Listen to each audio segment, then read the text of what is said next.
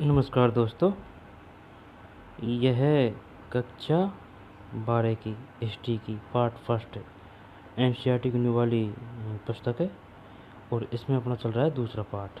ठीक, और दूसरा पार्ट अपन यहाँ से चालू करेंगे, नगर एवं व्यापार। तो चलिए शुरू करते हैं। यह हिस्ट्री की पार्ट फर्स्ट वाली कक्षा 12वीं की एनसीईआरटी की न्यू वाली पाठ्य पुस्तक है और इसमें चल रहा है अपना दूसरा पार्ट। यहाँ से शुरू करेंगे। तो चलिए हर एक फैक्ट को, हर एक लाइन को, हर एक तथ्य को समझते हुए याद करते चलते हैं और जो परीक्षा की दृष्टि से इम्पोर्टेंट फैक्ट होंगे उनको अच्छी तरह से देख लेंगे। तो चलिए शुरू करते हैं। नगर एवं व्यापार। नए नगर। आइए उन नगरों की बात करें जिसका विकास लगभग 6ठी शताब्दी से पूर्व में चर्चा कीजिए। यह पता कीजिए कि क्या आपके राज्य में हल से खेती, सिंचाई तथा धान की रोपाई की जाती है, और नहीं तो क्या कोई वैकल्पिक व्यवस्था है ना। विकास। नए नगर। आइए उन नगरों की बात करें जिनका विकास लगभग 6ठी शताब्दी से पूर्व में उपमहाद्वीप के विभिन्न क्षेत्रों में हुआ। जैसे कि हमने पढ़ा है कि इनमें से अधिकांश नगर महाजनपदों की राजधानियां थे। प्राय सभी नगर संचार मार्गों के किनारे बसे थे। पाटलिपुत्र जैसे कुछ नगर नदी मार्ग के किनारे बसे थे। उज्जैनी जैसे अन्य नगर भूतल मार्गों के किनारे थे। प्राय सभी नगर संचार मार्गों के किनारे बसे थे। पाटलिपुत्र जैसे कुछ नगर नदी मार्ग के किनारे बसे थे। उज्जैनी जैसे अन्य नगर भूतल मार्गों के किनारे थे। इसके अलावा पुहार जैसे नगर समुद्र तट पर थे, जहाँ से समुद्री मार्ग प्रारंभ हुए। मथुरा जैसे अनेक शहर व्यावसायिक, सांस्कृतिक और राजनीतिक गतिविधियों के जीवंत केंद्र थे। दोबारा से देखते हैं नए नगर। आइए उन नगरों की बात करें जिनका विकास लगभग 6ठी शताब्दी से पूर्व में उपमहाद्वीप के विभिन्न क्षेत्रों में हुआ। जैसा कि हमने पढ़ा है, इनमें से अधिकांश नगर महाजनपदों की राजधानियां थे। प्राय सभी नगर संचार मार्गों के किनारे बसे थे। पाटलिपुत्र जैसे कुछ नगर नदी मार्ग के किनारे बसे थे। उज्जैनी जैसे नगर भूतल मार्गों के किनारे थे। इसके अलावा पुहार जैसे नगर समुद्र तट पर थे, जहाँ से समुद्री मार्ग प्रारंभ हुए। मथुरा जैसे अनेक शहर व्यावसायिक, सांस्कृतिक और राजनीतिक गतिविधियों के जीवंत केंद्र थे। नगरीय जनसंख्या।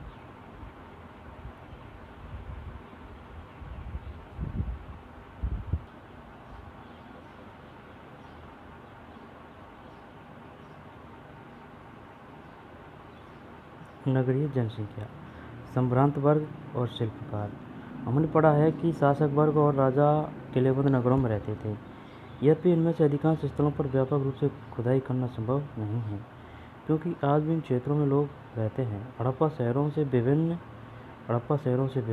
लेकिन फिर भी यहाँ से विभिन्न प्रकार के पुरावशेष प्राप्त हुए हैं। इनमें उत्कृष्ट श्रेणी के मिट्टी के कटोरे, संभ्रांत वर्ग और शिल्पकार। हमने पढ़ा है कि शासक वर्ग और राजा किलेबंद नगरों में रहते थे। यद्यपि इनमें से अधिकांश स्थलों पर व्यापक रूप से खुदाई करना संभव नहीं है, क्योंकि आज भी इन क्षेत्रों में लोग रहते हैं। हड़प्पा शहरों से भिन्न, लेकिन फिर भी यहाँ से विभिन्न प्रकार के पुरावशेष प्राप्त हुए हैं। इनमें से उत्कृष्ट श्रेणी के मिट्टी के कटोरे और थालियाँ मिली हैं, जिन पर चमकदार कलई चढ़ी है। इन्हें उत्तरी कृष्ण मार्जित पात्र कहा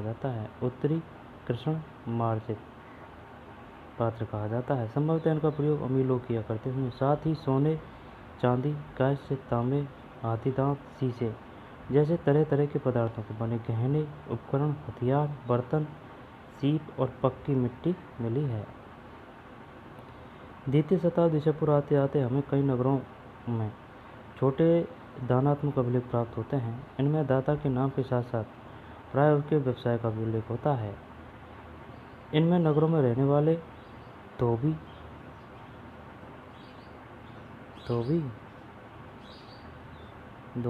बुनकर, लिपिक,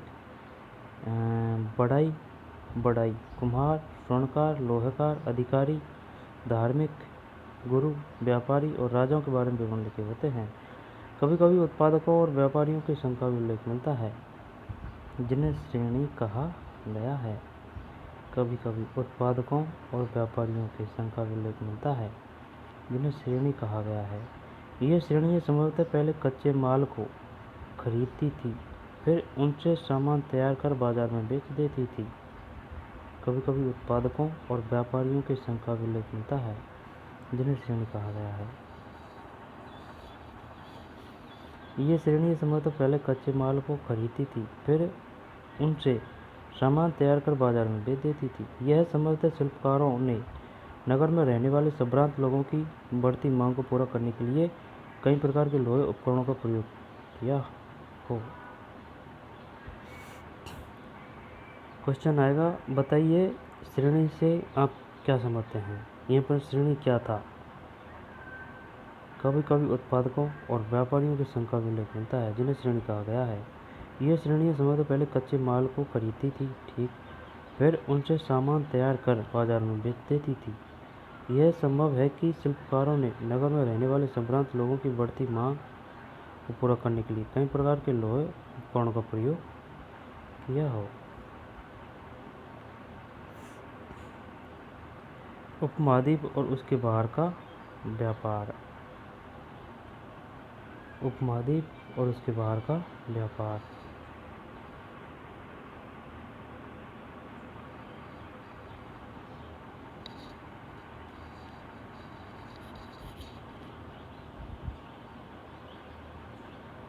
छठी शताब्दी ईसा पूर्व से ही उपमहाद्वीप में नदी मार्गों और भूमार्गों का मानव जाल बिछ गया हो और कई दिशाओं में फैल गया था। मध्य एशिया और उससे भी आगे तक भूमार्ग थे। समुद्र तट पर बने कई बंदरगाहों से उपमहाद्वीप और उसके बाहर का व्यापार। छठी शताब्दी ईसा पूर्व से ही उपमहाद्वीप में नदी मार्गों और भूमार्गों का मानव जाल बिछ गया था और कई दिशाओं में फैल गया था। मध्य एशिया और उससे भी आगे तक भूमार्ग थे। समुद्र तट पर बने कई बंदरगाहों से जलमार्ग अरब सागर से होते हुए उत्तरी अफ्रीका, पश्चिम एशिया तक फैल गया और बंगाल की खाड़ी से यह मार्ग चीन और दक्षिण पूर्व एशिया तक फैल गया था। जलमार्ग अरब सागर से होते हुए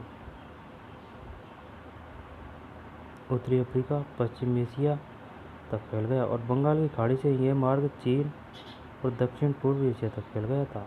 शासकों ने प्राय इन मार्गों पर नियंत्रण करने की कोशिश की और संभवतः वे इन मार्गों पर व्यापारियों की सुरक्षा के बदले उनसे धन लेते थे। इन मार्गों पर चलने वाले व्यापारियों से पैदल फेरी लगाने वाले व्यापारी। इन मार्गों पर चलने वाले व्यापारियों में पैदल फेरी लगाने वाले व्यापारी तथा बैलगाड़ी और घोड़े खच्चरों जैसे जानवरों के दल के साथ चलने वाले व्यापारी होते थे। साथ ही समुद्री मार्ग से भी लोग यात्रा करते थे, जो खतरनाक तो थी लेकिन बहुत लाभदायक भी होती थी। तमिल भाषा में मसुत्थुवन और प्राकृत में सत्यवाह और सेठी के नाम से प्रसिद्ध सफल व्यापारी बड़े धनी हो जाते थे। तमिल भाषा में है मसत्थुवन, प्राकृत में है सत्यवाह और सेठी के नाम से प्रसिद्ध सफल व्यापारी बड़े धनी हो जाते थे। बताइए मसत्थुवन से आप क्या समझते हैं। यहाँ पर मसत्थुवन का अर्थ है निम्नलिखित में से व्यापारी। प्राकृत भाषा में सार्थवाह है, सेठी के नाम से प्रसिद्ध सफल व्यापारी बड़े धनी हो जाते थे। नमक, अनाज, कपड़ा, धातु और उससे निर्मित उत्पाद, पत्थर, लकड़ी, जड़ी बूटी जैसे अनेक प्रकार के सामान एक स्थान से दूसरे स्थान तक पहुंचाए जाते थे। रोमन साम्राज्य में काली मिर्च जैसे मसालों तथा कपड़ों व जड़ी बूटियों की भारी मांग थी। इन सभी वस्तुओं को अरब सागर के रास्ते भूमध्य क्षेत्र तक पहुंचाया जाता था। अरब सागर के रास्ते भूमध्य क्षेत्र तक। जो बाकी रिया है उनको पढ़ लेते हैं।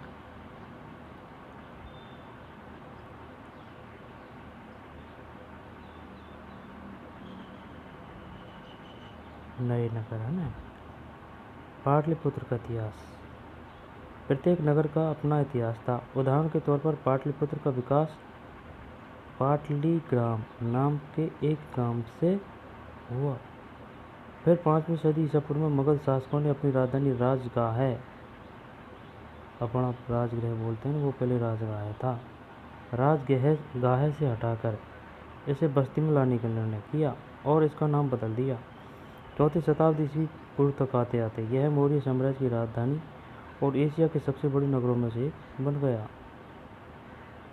प्रत्येक नगर का अपना इतिहास था। उदाहरण के तौर पर पाटलिपुत्र का विकास पाटलीग्राम नाम के गांव से हुआ। फिर 5वीं सदी ईसा पूर्व में मुगल शासकों ने अपनी राजधानी राजगाह से हटाकर इसे बस्ती में लाने का निर्णय किया और इसका नाम बदल दिया। 4वीं शताब्दी ईसा पूर्व तक आते आते यह मौर्य साम्राज्य की राजधानी और एशिया के सबसे बड़े नगरों में से एक बन गया। बाद में इसका महत्व कम हो गया और जब चीनी यात्री xuanzang 7वीं सदी में यहाँ आया तो इसे यह नगर खंडहर में बदला मिला और इस समय यहाँ की जनसंख्या भी कम थी।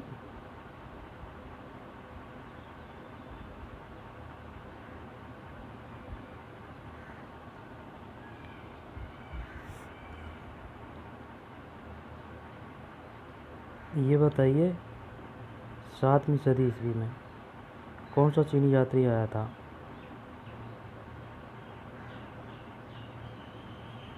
चौथी शताब्दी ईस्वी तक आते आते यह मौर्य साम्राज्य की राजधानी और एशिया के सबसे बड़े नगरों में से एक बन गया।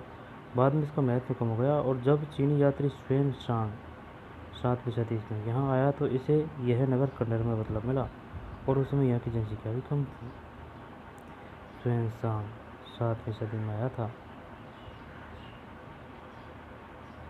और 4वीं शताब्दी ईस्वी ईसा पूर्व तक आते आते यह मौर्य साम्राज्य की राजधानी एशिया के सबसे बड़े नगरों में से एक बन गया।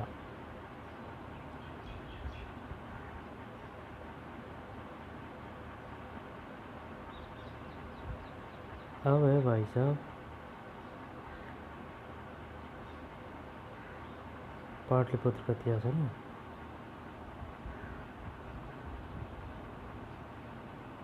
चलिए एक बार और पढ़ लेते हैं।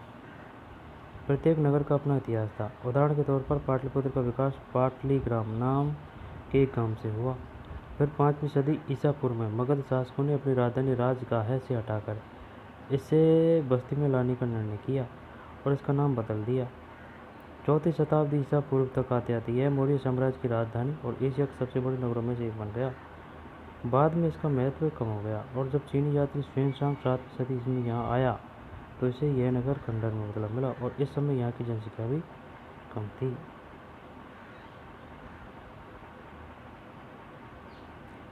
एक प्रतिमा की भेंट। यह मथुरा से मिली एक मूर्ति का भाग है। इस पर प्राकृत में अभिलेख है जिसमें कहा गया है कि एक स्वर्णकार धर्मक की पत्नी नागपिया ने इसे एक धार्मिक स्थल में स्थापित किया था। प्राकृत अभिलेख जिसमें कहा गया है कि एक स्वर्णकार धर्मक की पत्नी नागपिया ने इसे एक धार्मिक स्थल में स्थापित किया था।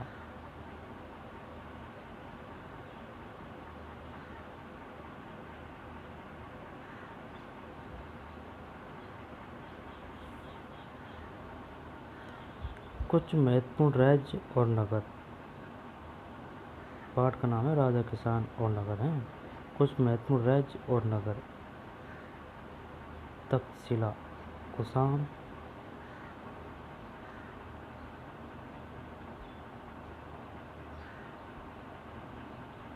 कन्नौज, मथुरा, श्रावस्ती, गुप्त, वाराणसी, कौशाम्बी, वैशाली, पाटलिपुत्र, राजगीर, महास्थान, चंद्रकेतुगढ़,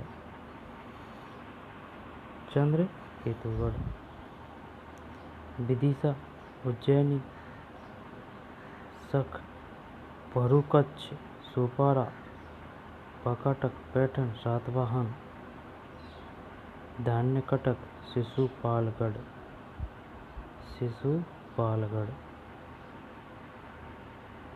फिर चोल,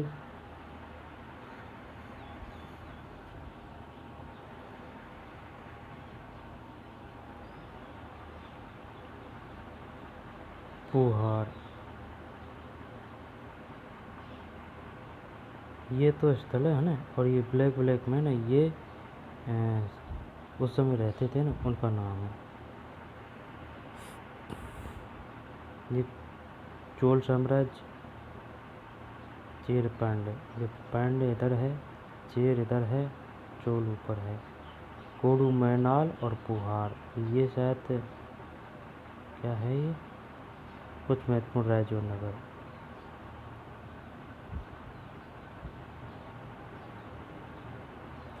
चेर, पांड्य, चोल, ध्यानकटक, सातवाहन, वाकाटक, शक, गुप्त,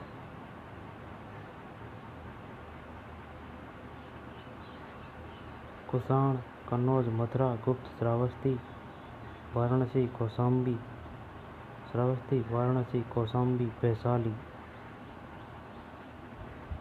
श्रावस्ती, वाराणसी, कौशाम्बी, वैशाली, पाटलिपुत्र ये है। राजगीर, राजगाह है, प्राचीन नाम था पहले इसका, फिर राजगाह से राजधानी पाटलिपुत्र लाई गई। महास्थान, कुषाण यहाँ थे, शक यहाँ, गुप्त यहाँ, वाकाटक यहाँ, फिर सातवाहन यहाँ, सोपारा, पेठन,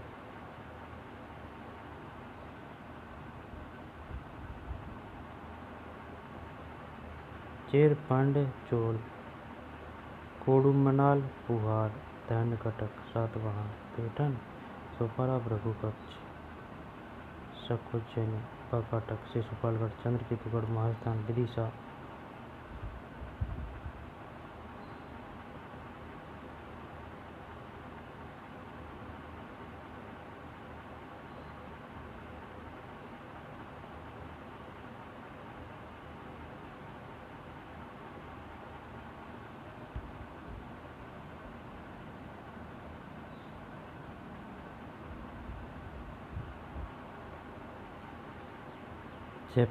उपमहाद्वीप और उसके बाहर का व्यापार।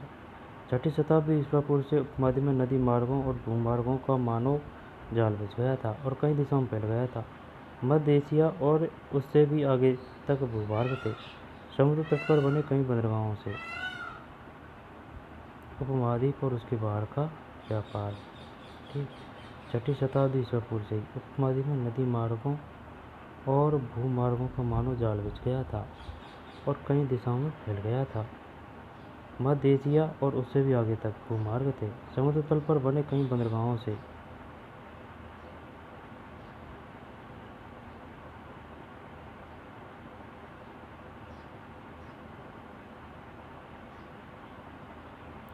दानात्मक अभिलेखों में धार्मिक संस्थाओं को दिए दान का विवरण होता है। तीसरी शताब्दी से पूर्व हड़प्पा सभ्यता जिस क्षेत्र में फैली, क्या वहाँ कोई नगर थे?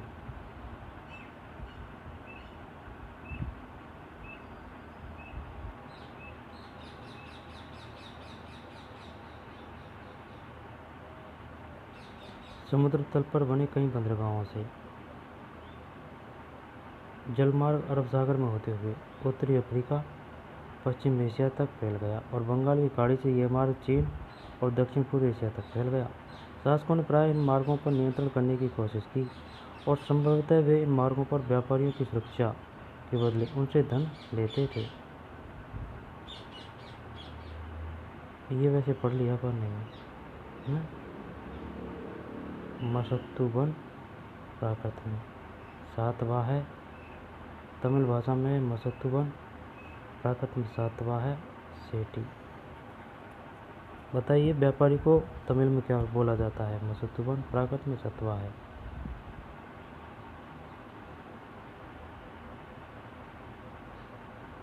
मालाबार तट, आधुनिक केरल, इसको पढ़ते हैं। यह एक यूनानी समुद्र यात्री द्वारा रचित पेरिप्लस ऑफ अरिथल सी का एक अंश लगभग प्रथम शताब्दी ईस्वी का है। ठीक, भारी मात्रा में काली मिर्च और दाल चीनी खरीदने के लिए बाजार वाले नगरों में वे विदेशी व्यापारी जहाज भेजते हैं। एक तो यहाँ भारी मात्रा में सिक्कों, पुखराज, सूरमा, मूंगे, कच्चे शीशे, तांबे, टिन, शीशे का आयात। यह एक यूनानी समुद्री यात्री द्वारा रचित। क्वेश्चन आएगा क्या? बताइए पेरिप्लस ऑफ द एरिथ्रियन सी की रचना हुई थी लगभग 1 सदी, दूसरी सदी, तीसरी, चौथी। 1 प्रथम शताब्दी ईस्वी। भारी मात्रा में काली मिर्च और दाल चीनी खरीदने के लिए बाजार वाले नगरों में वे विदेशी व्यापार जहाज भेजते हैं। एक तो यहाँ भारी मात्रा में सिक्कों पुखराज बोला जाता है यार, आया था पहले। पुखराज कोई खनिज ही है। पुखराज, सूरमा, मूंगे, कच्चे शीशे, तांबे, टिन और शीशे का आयात किया जाता है। इन बाजारों के आसपास भारी मात्रा में उत्पन्न काली मिर्च का निर्यात किया जाता है। इसके अलावा उच्च कोटि के मोतियों, हाथी दांत, रेशमी वस्त्र, विभिन्न प्रकार के पारदर्शी पत्थरों,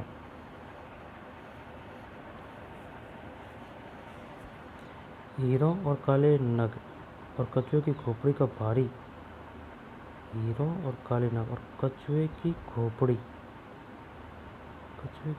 भाई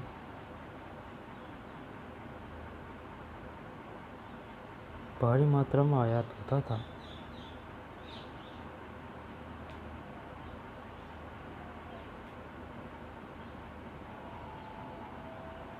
अगर क्वेश्चन बनाना चाहे ना वो पेपर सेट करने वाला, तो शानदार क्वेश्चन बना सकता है। क्वेश्चन आएगा, बताइए पेरिप्लस ऑफ द एरिथ्रियन सी में निम्नलिखित में से किसका आयात नहीं होता था?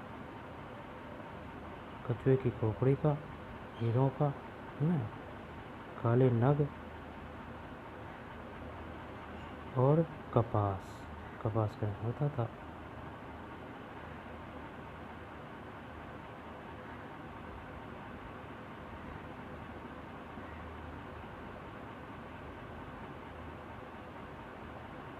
कछुए की खोपड़ी कौन सी रहे? तमिलनाडु के कोडुमनाल में बहुमूल्य और कम मूल्यवान पत्थरों से बनाए जाने वाले मूंगों के उद्योग के पुरातात्विक साक्ष्य मिले हैं। कोडुमनाल में यह संभव है कि पेरिप्लस में बने पत्थरों को इन्हीं तटवर्ती बंदरगाहों तक स्थानीय व्यापारी लाए होंगे। लेखक ने यह सूची क्यों तैयार की थी? कोडुमनाल, यह है कोडुमनाल।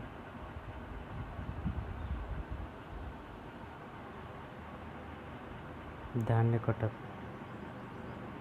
शिशुपालगढ़, चक्रकेतुगढ़, सोपारा, पैठन, भृगुकक्ष, उज्जैनी, विदिशा, कौशाम्बी, वाराणसी, मथुरा, कन्नौज, श्रावस्ती, वैशाली, पाटलिपुत्र, राजगीर, राजस्थान और इधर है तक्षशिला।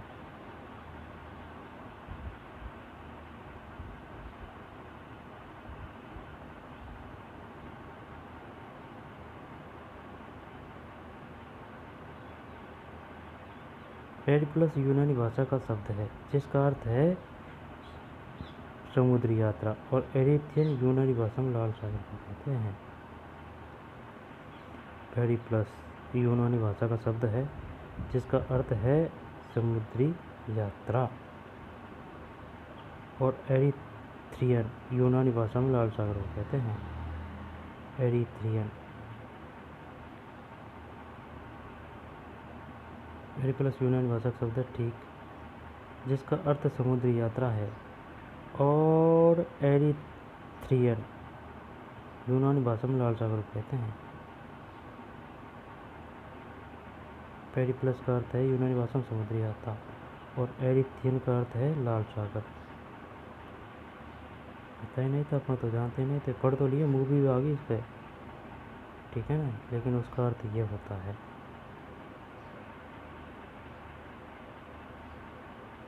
सिक्के और राजा, अब इसको पढ़ेंगे, है ना, अब कोई राह थोड़ी है।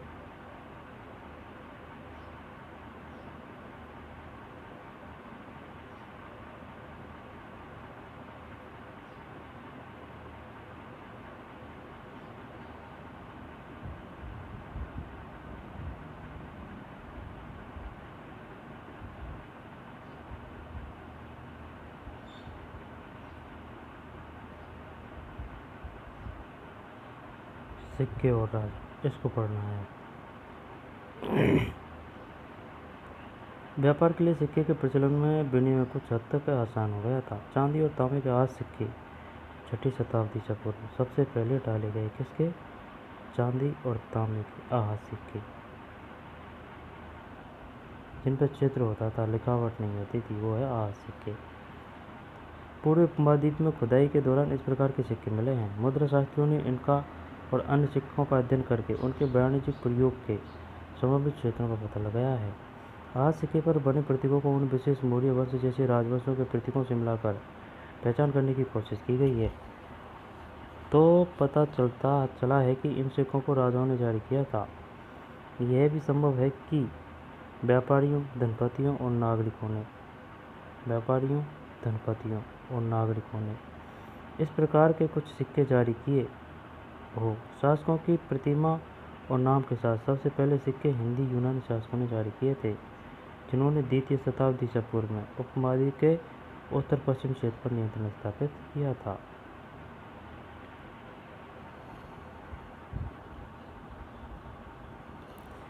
यह भी संभव है कि व्यापारियों, धनपतियों और नागरिकों ने इस प्रकार के कुछ सिक्के जारी किए हो। शासकों की प्रतिमा और नाम के साथ सबसे पहले सिक्के हिंद यूनानी शासकों ने जारी किए। क्वेश्चन आ चुका है, बताइए किन्होंने सबसे पहले सिक्के जारी किए? हिंद यूनानी शासकों ने, लेकिन बात आ रही है प्रतिमा और नाम की। हिंद यूनानी शासकों ने जारी किए, जिन्होंने द्वितीय शताब्दी ईसा पूर्व में उपमहाद्वीप के उत्तर और पश्चिम इधर क्षेत्र पर नियंत्रण स्थापित किया था। हिंद यूनानी शासकों ने, जिन्होंने द्वितीय शताब्दी ईसा पूर्व में उपमहाद्वीप के उत्तर पश्चिम क्षेत्र पर नियंत्रण स्थापित किया था। हालांकि सोने के सिक्के बड़े पैमाने पर प्रथम शताब्दी ईस्वी में कुषाण राजाओं ने जारी किए थे।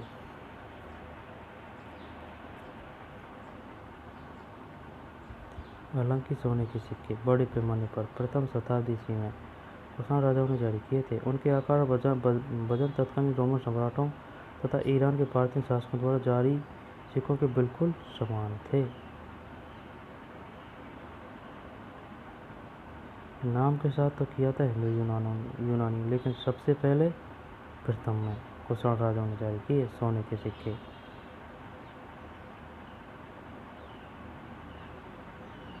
हालांकि सोने के सिक्के बड़े पैमाने पर प्रथम शताब्दी में कुषाण राजाओं ने जारी किए थे। इनके आकार और वजन तत्कालीन रोमन सम्राटों तथा ईरान के पारथीन शासकों द्वारा जारी सिक्कों के बिल्कुल समान थे। उत्तर और मध्य भारत के कई पुरास्थलों पर ऐसे सिक्के मिले हैं। सोने के सिक्कों के व्यापक प्रयोग से संकेत मिलता है कि बहुमूल्य वस्तुओं और भारी मात्रा में वस्तुओं का विनिमय किया जाता था। इसके अलावा दक्षिण भारत के अनेक पुरास्थलों से बड़ी संख्या में रोमन सिक्के मिले हैं। जिनसे यह स्पष्ट है कि व्यापारिक तंत्र, राजनीतिक सीमाओं से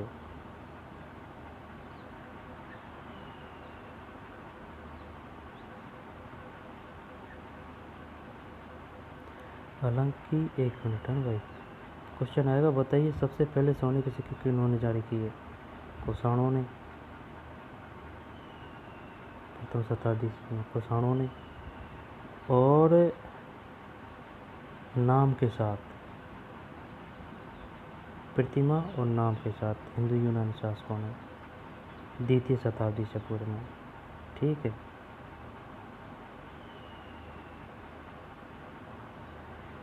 सोने के सिक्कों के व्यापक प्रयोग के संकेत मिलता है कि बहुमूल्य वस्तुओं और भारी मात्रा में वस्तुओं का विनिमय किया जाता था। इसके अलावा दक्षिण भारत के अनेक पुरास्थलों से बड़ी संख्या में रोमन सिक्के मिले हैं, जिनसे यह स्पष्ट है कि व्यापारिक तंत्र राजनीतिक सीमाओं से बंधा नहीं था, क्योंकि दक्षिण भारत रोमन साम्राज्य के अंतर्गत न होते हुए भी व्यापारिक दृष्टि से रोमन साम्राज्य से संबंधित था। क्योंकि दक्षिण भारत रोमन साम्राज्य के अंतर्गत न होते हुए भी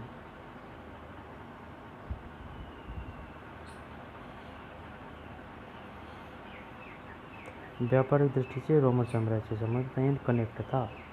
पंजाब और हरियाणा जैसे क्षेत्रों के योद्धे प्रथम शताब्दी में कव्वाली गणराज्यों ने भी सिक्के जारी किए। अच्छा, पंजाब और हरियाणा के जैसे क्षेत्रों के ये योद्धे क्या है, कबायली गणराज्यों ने सिक्के जारी किए प्रथम शताब्दी में। पुराविदों को योद्धे शासकों द्वारा जारी तांबे के सिक्के हजारों की संख्या में मिले हैं, जिससे योद्धियों की व्यापार में रुचि और सहभागिता परिलक्षित होती है। सोने के सबसे भव्य सिक्कों में से कुछ गुप्त शासकों ने जारी किए। इनके आरंभिक सिक्कों में प्रयुक्त सोना अति उत्तम था। इन सिक्कों के माध्यम से दूसरे देशों से व्यापार विनिमय करने में आसानी होती थी, जिससे शासकों को भी लाभ होता था।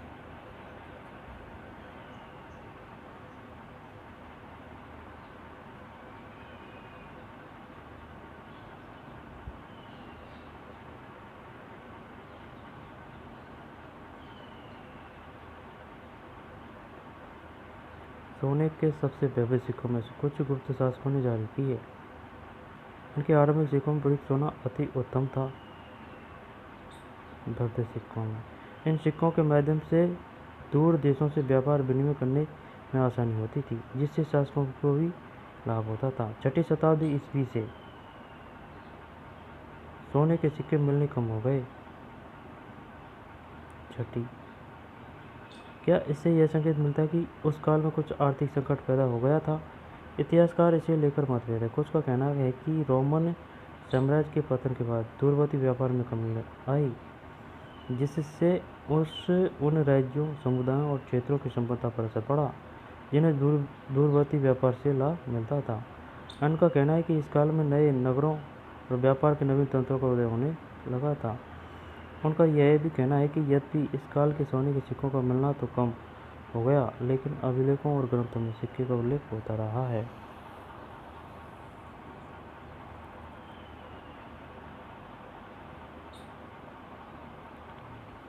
केस का अर्थ यह होता है कि सिक्के इसलिए कम मिलते हैं क्योंकि वे प्रचलन में थे और उनका किसी ने संग्रह करके नहीं रखा था।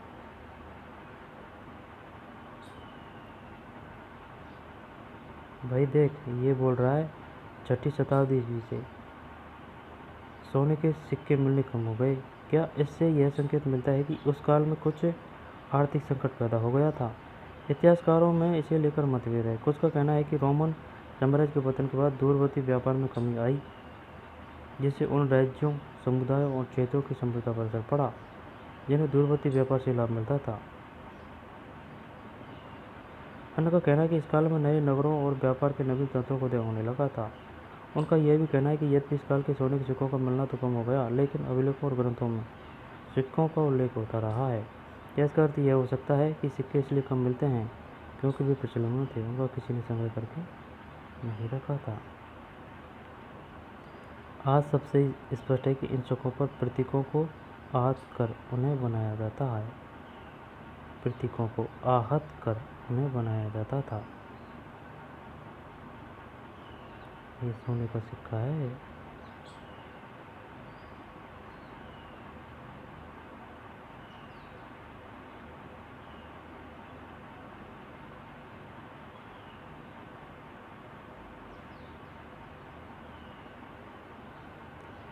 एक योद्धे सिक्का,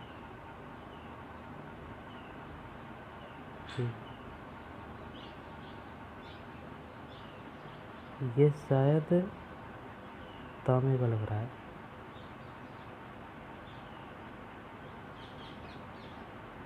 एक गुप्त सिक्का,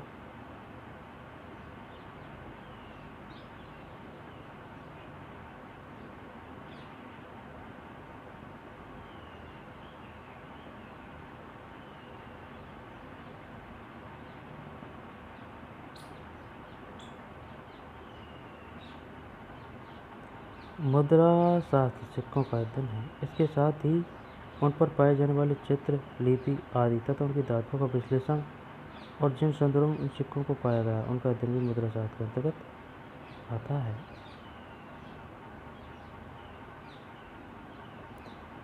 पेरिप्लस यूनानी भाषा का शब्द है जिसका अर्थ समुद्र था और एरिथ्रियन यूनानी भाषा में लाल सागर को कहते हैं। ठीक।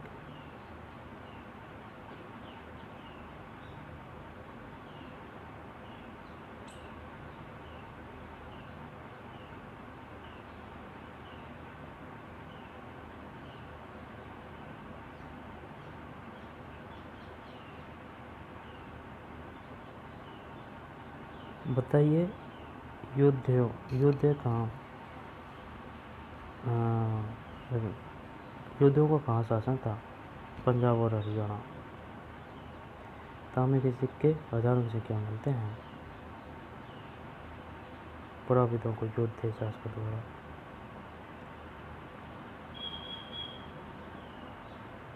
अब है मूल बात है, ठीक, मूल बात है। अभिलेखों का अर्थ कैसे निकाला जाता है? अभी तक हम अन्य बातों के अलावा अभिलेखों के अंशों के बारे में अध्ययन कर रहे थे, लेकिन इतिहासकारों को यह कैसे ज्ञात होता है कि अभिलेख पर क्या लिखा है? व्यापार में विनिमय के लिए क्या क्या प्रयोग होता था? उल्लेखित स्रोतों में से किस प्रकार के विनिमय का पता चलता है? क्या कुछ विनिमय ऐसे भी हैं जिनका ज्ञान स्रोतों से नहीं हो पाता? क्या कुछ विनिमय ऐसे भी हैं जिनका ज्ञान स्रोतों से नहीं हो पाता?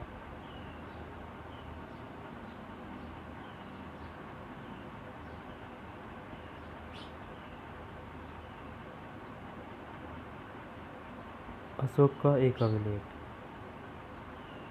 ये अभिलेख है भाई साहब, ये लिपि है।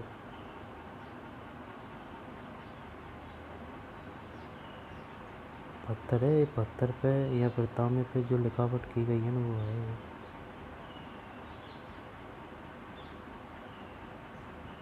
क्या लिख रखा है कुछ पता नहीं भाई। अशोक का एक अभिलेख, इसका अर्थ होता है कै, इसका च, इसका डे, ते, मैं और रे। अशोक के समय ब्राह्मी वे उसके समानार्थी देवनागरी अक्षर। अशोक के समय की ब्राह्मी व उसके समानार्थी देवनागरी अक्षर। ये ब्राह्मी है और ये देवनागरी। रे, मैं, ते तो सेम है। डे, चे अलग है, डी किस नहीं है चे। फिर के। ब्राह्मी लिपि का अध्ययन।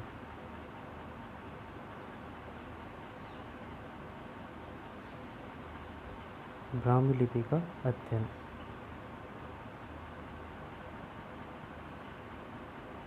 आधुनिक भारतीय भाषा में प्रयुक्त लगभग सभी लिपियों का मूल ब्राह्मी लिपि है।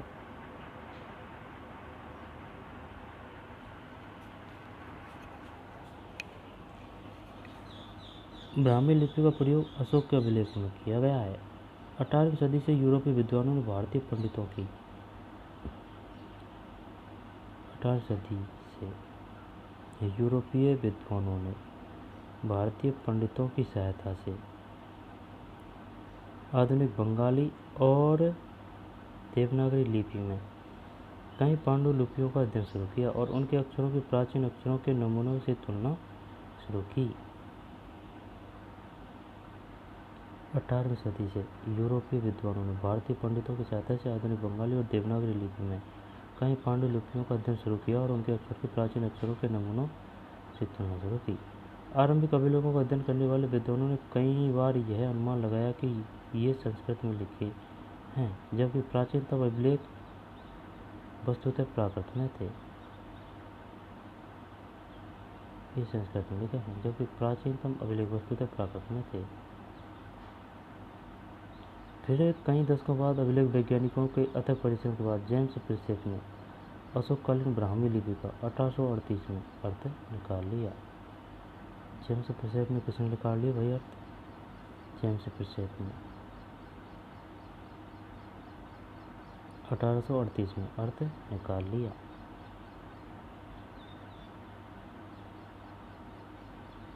खरोष्ट लिपि को कैसे पढ़ा गया?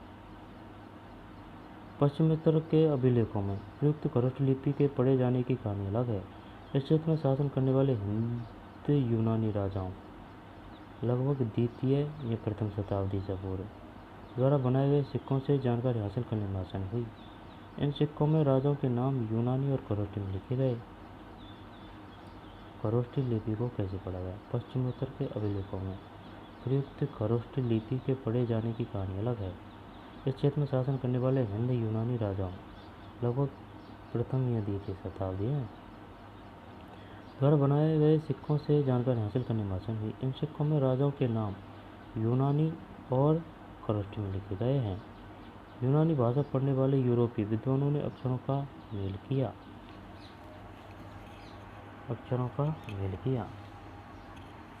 उदाहरण के तौर पर दोनों लिपियों में अपोलोडोटस का नाम लिखने में एक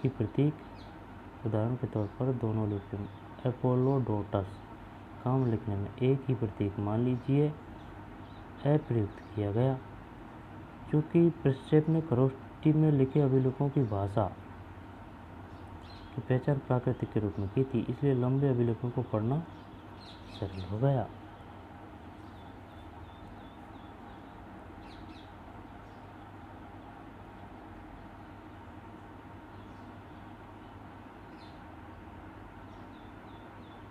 मान लीजिए ए प्रयुक्त किया गया। चूँकि प्रिंसेप ने खरोष्टी में लिखे अभिलेख की भाषा की पहचान प्राकृतिक के रूप में की थी, इसलिए लंबे अभिलेखों को पढ़ना सरल हो गया। प्राकृत में की थी यानी कि यह ऐसे ही है जैसे कि अपनी देवनागरी लिपि से उसकी तुलना की ब्राह्मी लिपि से, और ब्राह्मी में जो अक्षर थे उनकी तुलना की प्राकृत से, ऐसे कुछ की थी कि भाई इसका अर्थ ये है तो इसका अर्थ इसमें क्या हो सकता है, ऐसे कर करके। और अगर आप देखी जाए ना तो जैसे कि वंशावलियाँ लिखी जाती है ना, उसमें अलग ही भाषा होती है, उसमें कोई मात्रा वगैरह नहीं होती है, ऐसे ऐसे कुछ लिखा जाता है, क्या जाना है ऐसे।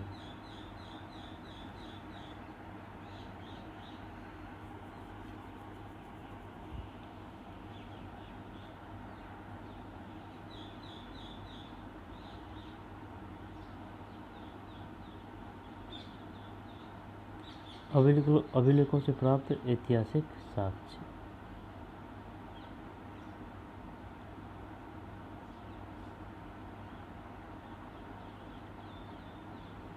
इतिहासकारों एवं अभिलेख शास्त्रियों के काम करने के तरीकों का पता लगाने के लिए आइए अशोक के 2 अभिलेखों को ध्यान से पढ़ें।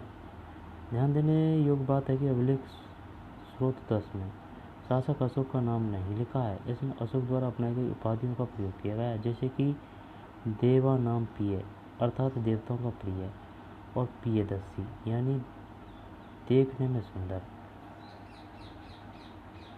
देवा नाम प्रिय ये तो अर्थ से पता चल रहा है ना। प्रियदर्शी का अर्थ होता है देखने में सुंदर।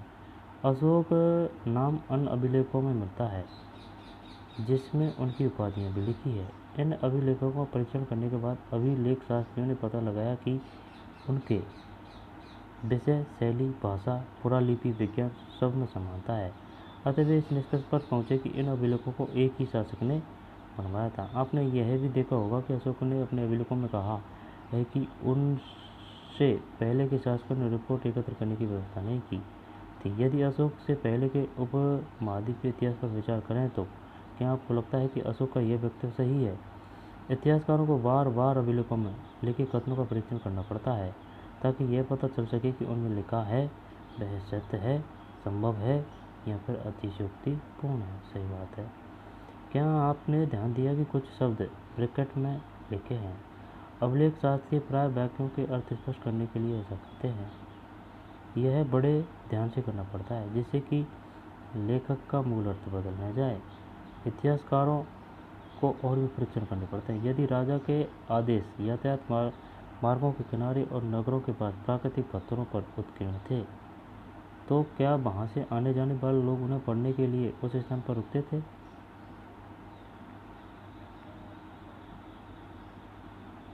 अधिकांश लोग प्राय पढ़े लिखे नहीं थे।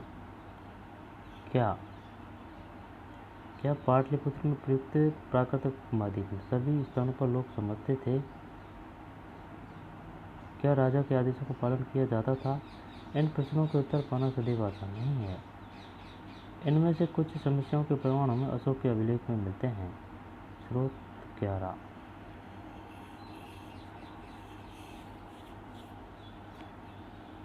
इनमें से कुछ समस्याओं के प्रमाण हमें अशोक के अभिलेख में मिलते हैं। अशोक स्रोत 11 अपनी जो RBSC किताब है उनमें तो अशोक की ये वाला से है और NCERT में ये वाला से है। ये सही है, क्योंकि ये जो है जो सही है जो अभिलेखों में है जो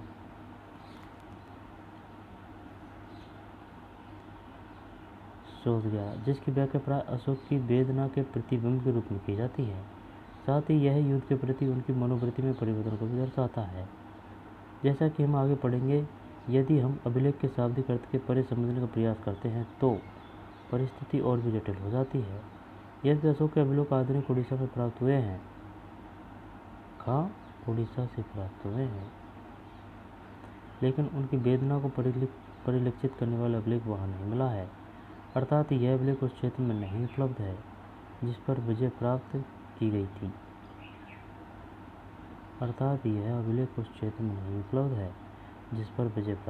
थी। इसका हम क्या अर्थ लगाएं? क्या राजा की नव विजय की वेदना इस क्षेत्र के लिए इतनी दर्दनाक थी कि राजा इस मुद्दे पर कुछ कह नहीं सका? सही बात है। अभिलेख साक्ष्य की सीमा जो बाकी रहे वो पढ़ लेते हैं।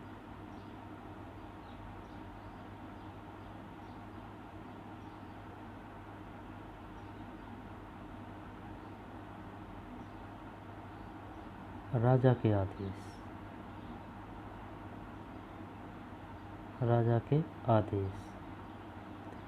राजन देवनाम पियदसी कहते हैं।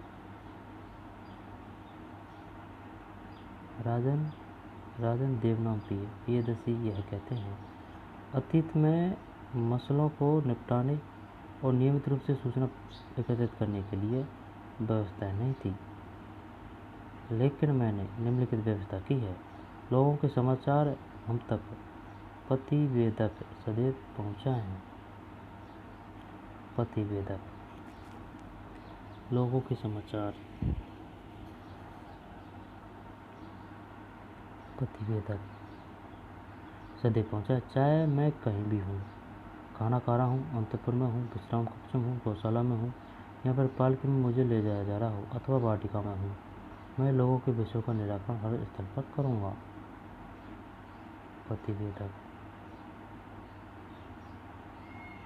अभिलेख शास्त्री ने प्रतिवेदक शब्द का अर्थ संवाददाता बताया। सही है।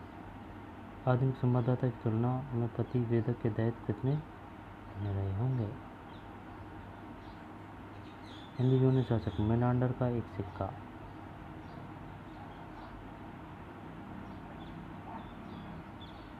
मेनांडर यार इसने तो टोपी पहन रखी है।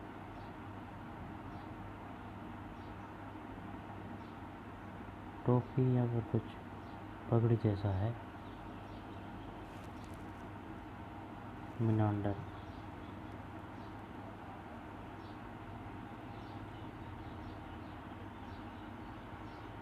हिंदी यूनानी शासक मेनांडर का एक सिक्का।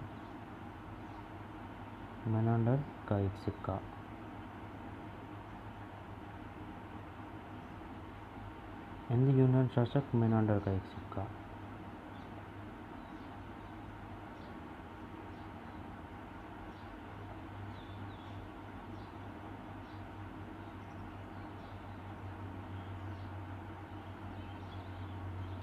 पाटलिपुत्र में प्रयुक्त प्राकृतिक उपमहाद्वीप में सभी स्थानों पर लोग सहमत थे। क्या राजा के आदेशों का पालन किया जाता था? इन प्रश्नों का उत्तर पाना सदैव आसान नहीं है। इनमें से कुछ समस्याओं के प्रमाण हमें अशोक के अभिलेख में मिलते हैं। ये पढ़ लिया पढ़ना ना। राजा की वेदना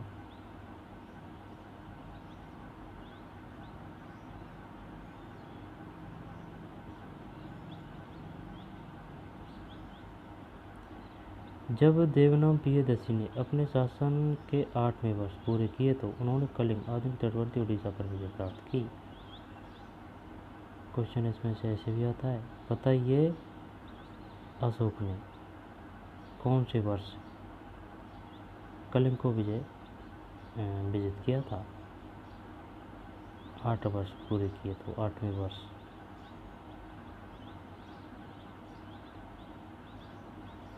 आधुनिक तटवर्ती उड़ीसा पर विजय प्राप्त की 8वें वर्ष। 1.5 लाख पुरुषों को निष्कासित किया गया, 1 लाख मारे गए और इससे भी ज़्यादा की मृत्यु हुई। कलिंग पर शासन स्थापित करने के बाद देवनाम पिए धम्म के गहन अध्ययन, धम्म के स्नेह और धम्म के उपदेश में डूब गए हैं। यदि देवनाम पिए के लिए कलिंग की विजय देवनाम के लिए कलिंग की विजय का पश्चाताप है। देवनाम पिए के लिए यह बहुत वेदनादायी और निंदनीय है कि जब कोई किसी राज्य पर विजय प्राप्त करता है तो पराजित राज्य का हनन होता है, वहाँ लोग मारे जाते हैं, निष्कासित किए जाते हैं।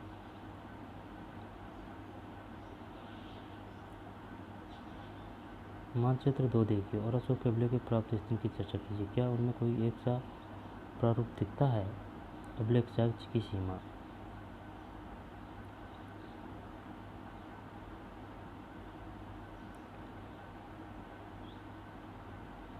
ठीक,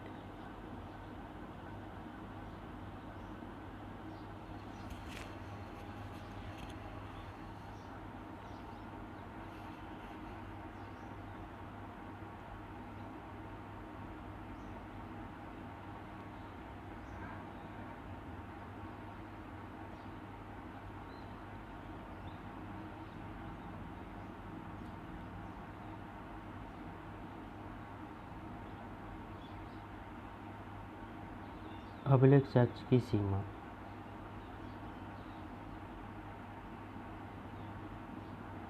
अभिलेख साक्ष्य की सीमा।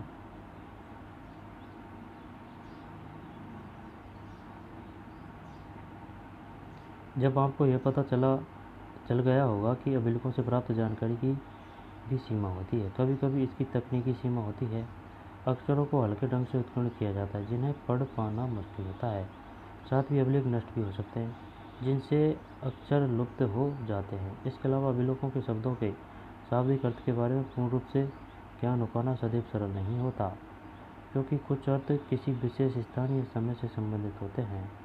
यदि आप अभिलेख के शोध पत्रों को पढ़ें, इसमें से कुछ का उल्लेख काल रेखा 2 में किया गया है, तो आप पाएंगे कि विद्वान इनके पढ़ने की वैकल्पिक विधियों पर चर्चा करते रहते हैं। यदि कई हजार अभिलेख प्राप्त हुए हैं, लेकिन सभी के अर्थ नहीं निकाले जा सके हैं, या प्रकाशित किए गए हैं, या उनके अनुवाद किए गए हैं। इनके अतिरिक्त और अनेक अभिलेख रहे होंगे जो कालांतर में सुरक्षित नहीं बचे हैं। इसलिए जो अभिलेख अभी उपलब्ध है वह स्वतः कुछ अभिलेखों के अंश मात्र है। इसके अतिरिक्त एक और मौलिक समस्या है। यह जरूरी नहीं कि जिसे हम आज राजनीतिक और आर्थिक रूप से महत्वपूर्ण मानते हैं, उन्हें अभिलेखों में अंकित किया गया हो।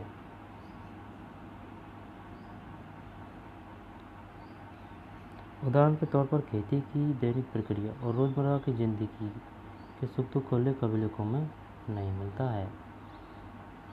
इसके अतिरिक्त एक और मौलिक समस्या, यह जरूरी नहीं कि जिससे हम आज राजनीतिक और आर्थिक रूप से महत्वपूर्ण मानते हैं, उन्हें अभिलेखों में अंकित किया ही गया हो।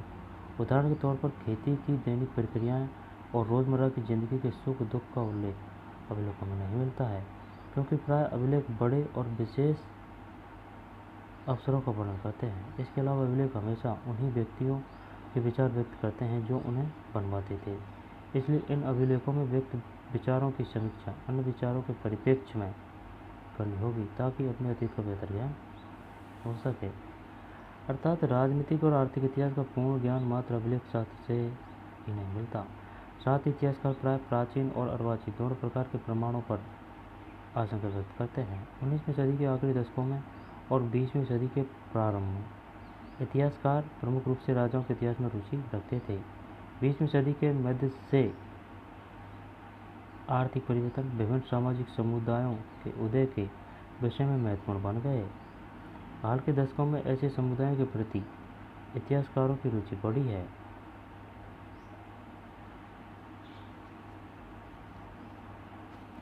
जो सामाजिक हाशिए पर रहे। इससे संबंधित प्राचीन स्रोतों पर पुनर्विचार किया जाएगा और विश्लेषण की नई विधियां विकसित होगी।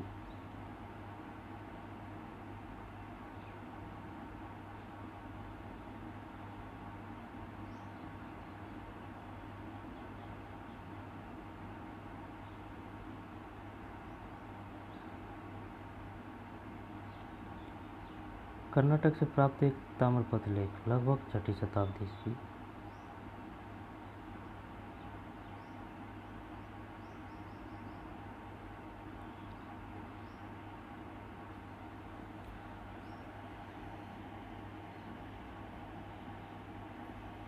कर्नाटक से प्राप्त एक ताम्रपत्र लेख लगभग 6ठी शताब्दी ईस्वी।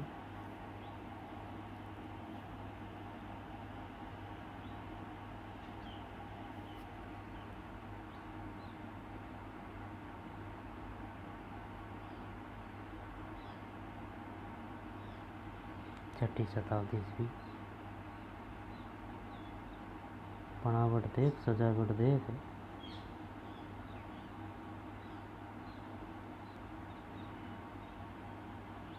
कर्नाटक से प्राप्त एक ताम्रपत्र लेख लगभग 6ठी शताब्दी ईस्वी। क्या लिखावट है भाई साहब? तांबा का है, ये भी तांबा का है जो ये रखा गया है। जो देख लिख के से दिया होगा यार, ये तांबा का भाई है, पेन की भांति।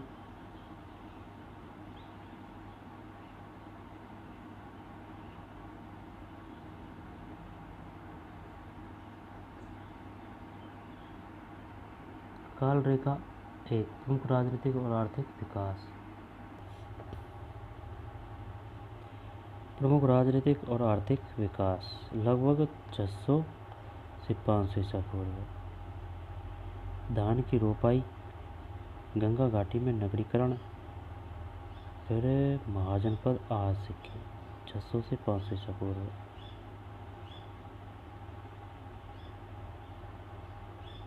फिर लगभग 500 से 400 ईसा पूर्व मगध के शासकों की सत्ता पर पकड़। फिर 327 से 325 ईसा पूर्व सिकंदर का आक्रमण। 321 ईसा पूर्व चंद्रगुप्त मौर्य का राज्यारोहण 21 321। लगभग 272 या 268 से 231 ईसा पूर्व अशोक का शासन। 272 या 268 ईसा पूर्व है।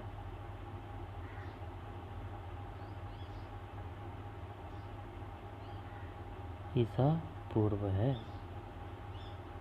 चंद्रगुप्त मौर्य भी ईसा पूर्व है। सिकंदर का आक्रमण ईसा पूर्व। मौर्य साम्राज्य का अंत 185 ईसा पूर्व लगभग 200 से 100 ईसा पूर्व। पश्चिमोत्तर में शक शासन है ना, 200 से 100 ईसा पूर्व। पश्चिमोत्तर शक शासन। दक्षिण भारत में चोल, चेर, पांड्य। दक्कन में सातवाहन।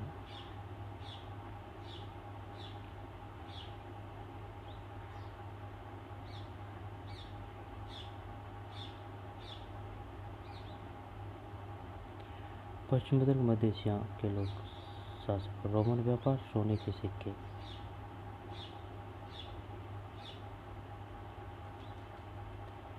दो सौ से 100 ईसा पूर्व पश्चिमोत्तर में शक शासन। दक्षिण भारत में चोल, चेर व पांड्य। दक्कन में सातवाहन। पश्चिमोत्तर में शक, दक्षिण भारत में चोल, चेर, पांड्य। दक्कन में सातवाहन। लगभग 100 ईसा पूर्व से 200 ईसा ईस्वी तक। 100 ईसा पूर्व से 200 ईस्वी तक पश्चिमोत्तर के शक।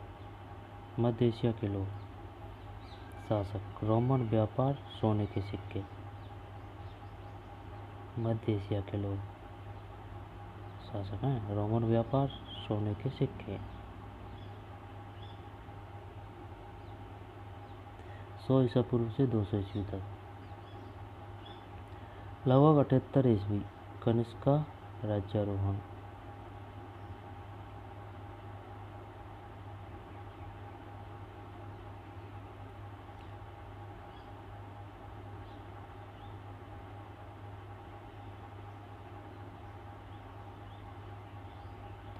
वशक संवत की स्थापना की गई थी 78।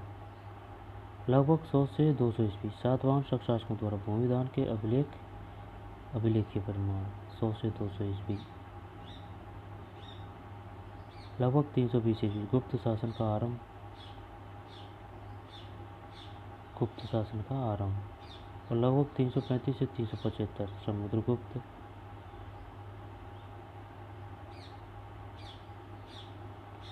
लगभग 375 से 415 चंद्रगुप्त द्वितीय दक्कन में वाकाटक। फिर 500 से लगभग में विषाण, ऐसा समझ में कोई ऑथेंटिक नहीं है लेकिन लगभग में। 500 से 600 ईस्वी कर्नाटक में चालुक्यों का उदय और तमिलनाडु में पल्लवों का उदय। कर्नाटक में चालुक्यों का और तमिलनाडु में पल्लवों का। लगभग 647 ईस्वी कन्नौज के राजा हर्षवर्धन और चीन यात्री xuanzang की यात्रा। ऐसे हर्षवर्धन ऐसे ह्वेनसांग है, अपन ह्वेनसांग लिखते हैं लेकिन एनसीईआरटी में xuanzang है। ऐसे ह्वेनसांग ऐसे याद किया था ये हर्षवर्धन में भी है तो ह्वेनसांग में भी है, लेकिन एनसीईआरटी में xuanzang बोला जा रहा है और अपनी पुस्तकों में ह्वेनसांग बोला जाता है। और में भी है, कर लेना है। लगभग 712 अरबों की सिंध पर विजय। नोट: आर्थिक विकास का शुद्ध काल निर्धारण आसान नहीं है, साथ ही उपमहाद्वीप में अनेक विभिन्नता हैं जिन्हें काल रेखा में इंगित नहीं किया गया है। विशेष विकास के विशिष्ट काल का उल्लेख किया गया है। कनिष्क के राज्यारोहण की तिथि निश्चित नहीं है, अतः राज्यारोहण की तिथि के साथ प्रश्नवाचक चिन्ह लगाया गया है।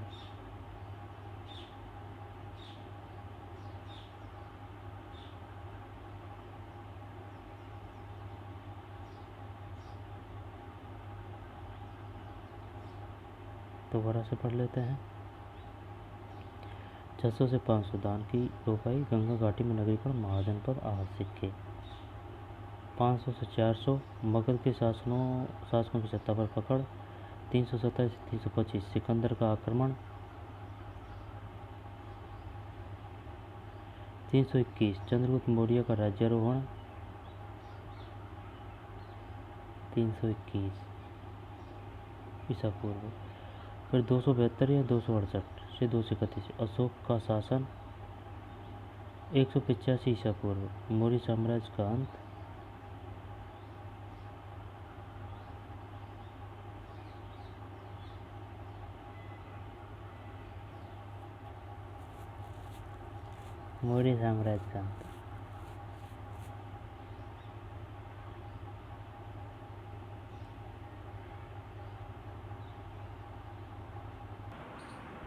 'ठीक। अब देखते हैं दूसरे को है काल रेखा। काल रेखा 2 अभिलेख शास्त्र के क्षेत्र में महत्वपूर्ण प्रगति। 18वीं शताब्दी। 1784 बंगाल एशियाटिक सोसाइटी का गठन। 19वीं शताब्दी। 1810 का दशक। कॉलिन मैकेंजी ने संस्कृत और तमिल भाषा के 8000 अभिलेख एकत्रित किए। कॉलिन मैकेंजी ने संस्कृत और तमिल भाषा के। 1838 जेम्स प्रिंसेप द्वारा अशोक के ब्राह्मी अभिलेखों का अर्थ लगाना। 1838 1877 अलेक्जेंडर कनिंघम ने अशोक के अभिलेखों के एक अंश को प्रकाशित किया। 1877 दक्षिण भारत के अभिलेखों के शोधन पत्र एपिग्राफिया कर्नाटका का प्रथम अंक। 1886 1888 एपिग्राफिया इंडिया का प्रथम अंक। ठीक, इंडिया का कर्नाटका का 1886 में। 20वीं शताब्दी डीसी सरकार ने Indian epigraphy and Indian epigraphical glossary प्रकाशित की। 65 और 66 उत्तर दीजिए 100 से 150 शब्दों में। आरंभिक ऐतिहासिक नगरों में शिल्पकला के उत्पादन के प्रमाणों की चर्चा कीजिए। हड़प्पा के नगरों के प्रमाण से ये प्रमाण कितने भिन्न हैं। महाजनपदों के विशिष्ट अभिलक्षणों का वर्णन कीजिए। सामान्य लोगों के जीवन का पुनर्निर्माण इतिहासकार कैसे करते हैं। पांड्य सरदार स्रोत को दी जाने वाली वस्तुओं की तुलना दंगनुगाम स्रोत की वस्तुओं से कीजिए। आपको क्या समानताएं और असमानताएं दिखाई देती है। अभिलेखा शास्त्रियों को समस्याओं की सूची बनाइए। ठीक है। निम्नलिखित पर एक लघु निबंध लिखिए लगभग 500 शब्दों में। मौर्य प्रशासन के प्रमुख अभिलक्षणों की चर्चा कीजिए। अशोक के अभिलेखों में इनमें से कौन से तत्वों के प्रमाण मिलते हैं? यह 20वीं शताब्दी के एक सुविख्यात अभिलेख शास्त्री टी.सी. सरकार का व्यक्तित्व है। भारतीयों के जीवन, संस्कृति और गतिविधियों का ऐसा कोई पक्ष नहीं जिसका प्रतिबिंब अभिलेखों में नहीं। चर्चा कीजिए। ये किसका कथन है? डी.सी. सरकार का। उत्तर मौर्य काल में विकसित राजत्व के विचारों की चर्चा कीजिए। पंडित काल में कृषि के तौर तरीकों में किस हद तक परिवर्तन हुए?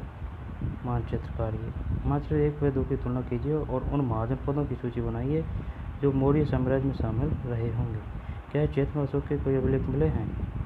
परियोजना कार्य कोई एक महीने का अखबार एकत्रित कीजिए। सरकारी अधिकारियों द्वारा सार्वजनिक कार्यों के बारे में दिए गए व्यक्तित्वों को काटकर एकत्रित कीजिए। समीक्षा कीजिए कि इन परियोजनाओं के लिए आवश्यक संसाधनों के बारे में खबरों में क्या लिखा है। संसाधनों को किस प्रकार से एकत्रित किया जाता है और परियोजनाओं का उद्देश्य क्या है? इन व्यक्तित्वों का कौन जारी करता है? उन्हें क्यों और कैसे प्रकाशित किया जाता है? इस अध्याय में चर्चित अभिलेखों के साक्ष्यों से इनकी तुलना कीजिए। आप इनमें क्या समानताएं और असमानताएं पाते हैं? आज प्रचलित 5 विभिन्न नोटों और सिक्कों को इकट्ठा कीजिए। इनके दोनों ओर आप जो देखते हैं उनका वर्णन कीजिए। इन पर बने चित्रों, लिपियों, भाषाओं, माप, आकार या अन्य समानताओं और असमानताओं के बारे में एक रिपोर्ट तैयार कीजिए।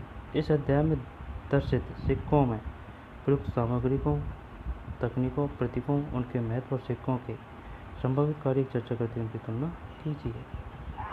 अधिक जानकारी के लिए निम्नलिखित वेबसाइट देख सकते हैं। प्रोजेक्ट साउथ एशिया, असिस्टेड एजुडोकुमेंट इंडेक्स, HTML। यदि आप और जानकारी चाहते हैं तो इन्हें पढ़िए। D.N. Jha 2004, early India and concise history, Manohar, New Delhi. Early India and concise history, Manohar, New Delhi. R. Salomon, 1998, Indian epigraphy, Munshiram Manohar Lal, publisher private limited, New Delhi. R.S. Sharma, 1983, material, culture and social formation in early India, Macmillan, New Delhi. R.S. Sharma. D.C. Sarkar, 1975, scripts of Ashoka, publication division, ministry of information and broadcasting, government of India, New Delhi. Inscription of Ashok, Romila Thapar, 1997, Ashok and the decline of the Mauryas, Oxford university press, नई दिल्ली। ठीक, अभी पाठ हो गया अपना पूरा, इसको पढ़ेंगे अगले वीडियो में।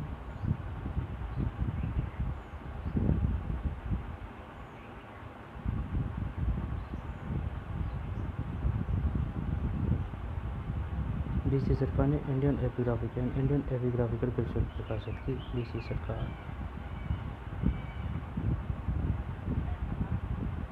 1877, अलेक्जेंडर कनिंघम ने अशोक के अभिलेखों के एक अंश को प्रकाशित किया।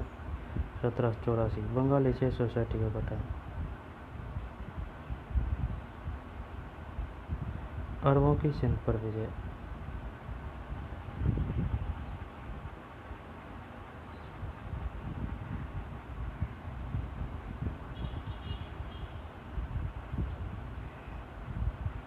ठीक, तो चलिए मिलते हैं नए वीडियो में। धन्यवाद।